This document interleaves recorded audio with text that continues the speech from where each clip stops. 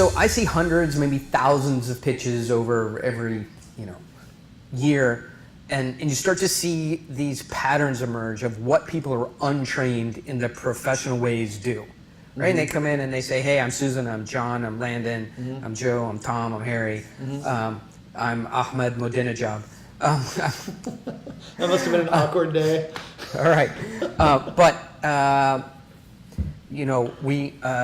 I'm from the Acme company. We have a new kind of ceramic coffee cup that is, terrific. We're here today because it's the best on the market. It's insulated and keeps amazingly in winter your drinks hot, and in summer your drinks cold. How does it know? It's all in the ceramic, the magic, smart ceramic. It's better than any other ceramic. And the founders of the company, very smart guys graduated from MIT, excellent engineers, and we're here today to tell you how you can save money using smart ceramic. Smart ceramic. Okay, so that's basically every pitch you've ever heard goes in that route.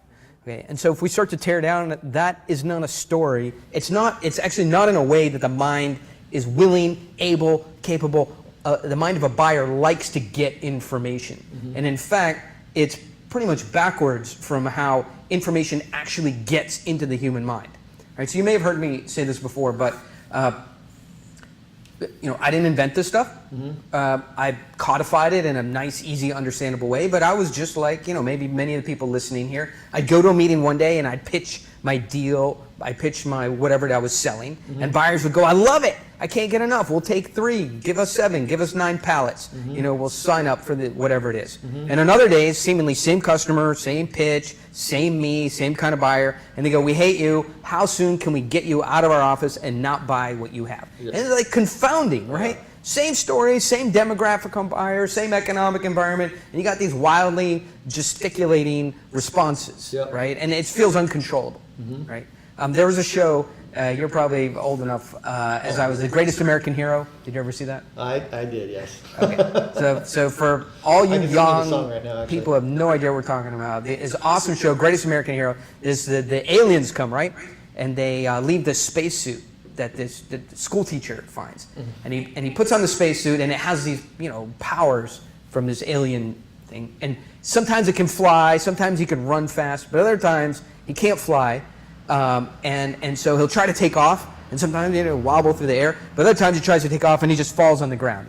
Hilarity ensues, right? But sales is like that, right? So like we're like, I don't know what happened. They didn't bite, or they got I went to some cognitive psychologists and I said, that's my experience at least. I do the same thing on a different day and different results. What's happening? And they said, Oren, you don't understand how information gets into the mind of a buyer. I go, I understand psychology, and I read Zig Ziglar, and I'm on the internet and I know sales psychology. And they go, we don't care. See, cognitive psychologists, they don't care about psychology much. They care about how the brain actually is constructed and how it functions and how the chemistry of the brain works and how information physically moves through the mind. So if you read a book like, for example, by the founder of Palm called On Intelligence, it's about how information gets in and out of the mind. And they said, once you understand that, you'll do a lot better. I said, okay, how does the mind work? He said, well, the brain, let's talk about the brain of the buyer. The brain of the buyer, as you know from my book, has 3 really functional pieces to it. It's got the old brain, which thinks about survival. It's got the midbrain, which thinks about social situations. How do people react to each other, right? And then it's got the neocortex. That's the smart, linguistic, capable part of the mind. And you want to be doing a deal with and selling to the neocortex. That's who writes a check. That's who goes, I believe in the ROI. That's who goes, I like this product, right? So you want to sell to the neocortex, but you got to get access to the neocortex. So you got to get your information through the old brain, which is the crocodile brain, up into the midbrain, and then in the neocortex. So the crocodile brain thinks about safety, right? It meets you, the orange crocodile brain meets Landon, meets Susan, meets Tom, and it goes, is this something that I want to eat? Is this something I want to mate with? Is this something that I want to kill? Those are the first filters of whatever sales pitch you're giving, right? Very, very primitive. Then it goes, okay, don't want to eat it, don't want to mate with it, don't want to kill it, it's not dangerous. I start to get involved with this situation, I'm not going to run away from it. And then it gets up into the midbrain and it wants to know your social status. How important are you to the world I live in?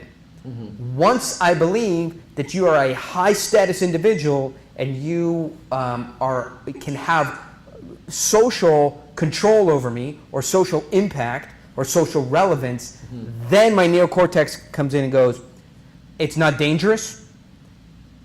It is relevant to the world that I have to live in and the sandbox that I play in, and it's information that could help me. Then the takeaway is when you skip the steps to earn your way into the attention of the neocortex, then the neocortex never engages. One last point, I know you have a million questions, but the neocortex is the most energy burning part of the human body. I mean, other than when you're running, it consumes a huge amount of, sit down and start working on some calculus, right? You get tired very quickly. Neocortex does not like to do work.